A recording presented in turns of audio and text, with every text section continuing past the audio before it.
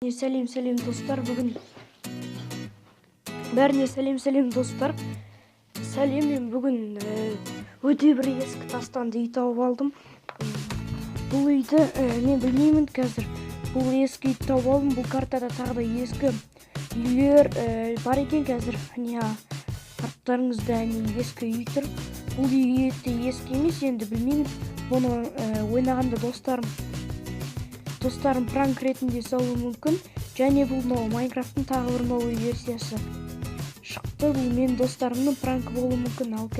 Ал қазір біз осы тастанды үйге кеттік. Сендер маған сұрақ қойыңдар. Мен сол сұрақтарына сендердің жауап беремін. Сендерге сұрақ жауапты айтып жатқаныма уже екінші күн болды. Қашан сендер сұрақ жауап қойсыңдар? Кеттік. Ендеше кеттік. Мияқтарда өте қауіпті зомбилер, криперлер өте толып жүр. Криперлер өте толып жүр. Міне тастанды үй. Тіпті мұнда ағаш өсіп кеткен, жердің астына кіріп те кеткен, жердің астына кірген. Міне осы үйдің кіреберісі өте қорқынышты. Үйлесек те болады. Міне ішінің бәрін тым өсіп кеткен екен. Сендер лайктарыңды басып комментарийге жазыңдар. Маған сұрақ қойыңдар. Мен сол сұрақтарға жауап беремін. Және қандай ойынды ойнайтын туралы комментарийге жазыңдар. Майнкрафт, Clash Royale, Clash of Clans ойнайын ба? Мұнда кейінірек барамыз.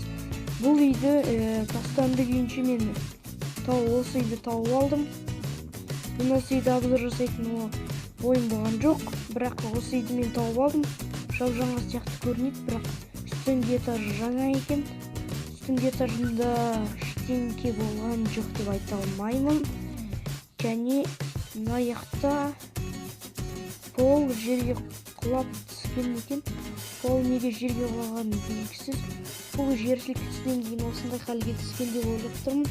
Өйткені жай ғана үйлердің терезесі мынандай топырақпен бірдей тұрмайды, және терезелері шағылып, бір есігі жоқ. Және анда зомбилер тұр. Міне бұл үй жердің астына кіріп кеткен, жартылай. Негізі үйлер жердің астына кірмеу керек еді. Осылар достар комментарийге жазыңдар. Осы булыжниктен жасалған заттар немене? Осындай биомдарда уже көп. Бұл заттарды мен обзор үшін әлі істемеймін. Ана жақта да сондай 4 бұрышты ма сондай заттар тұр. Ол не? Міне тағы да алдымызда тұр. Бұл тастан жасалған заттар не? Комментарийге жаза кетіңіздер. Ал мен бұл үйді толығырақ зерттедім. Бірақ әлі де көп заттар бар екен. Міне анау үйдің төбесіне ағаш өсіп кеткен ба? Қазір көреміз. Кеттік. Мүмкін үйдің үстіне де ағаш өсіп кеткен шығар деп ойлаймын. Бірақ менің көріп отқан подписчиктеріңіз болса, мысалы сендерде құрып жай подписчик емес, өздерінің каналдарың болса, мені пиар етіңдер. Өйткені маған подписчик жинап беріңдер. Өйткені менде қазір подписчик өте аз, бірақ бүгін менде 8-ші подписчигім жиналды. Соған өте қуанышты болып тұрмын. Үйдің төбесіне уже өскен екен. Қарап отырғандарыңыздай үйдің шатырында алып кеткен екен. Бұны білмеймін. Қалай өскен қолдар тиесіз. Өздері біртүрлі үйлер екен. Мұндай үйлерді мен білмеймін. Бұлар карталар, бұл картада үйлер көп келеді. Сендерге обзор түсірейін деп атқан кезімде осындай бір үйді. Осы үйді көрдім. Тағы да бір үйлер түсірейін деген кезде ол үйлерге кіріп, енді осындай выживанияда өсіп қарап жатқан кезінде қазір обзор түсірем ау деп сол кезде криперге үшін жартысады. Ол үйдің жартысы жоқ. Осындай үйлерді көп кездестірген мен. Жердің астына кіріп кеткен біртүрлі екен. Қараңыздар шын. Жердің астына кәдімгідей кіріп кеткен ой. Ал енді біз көптен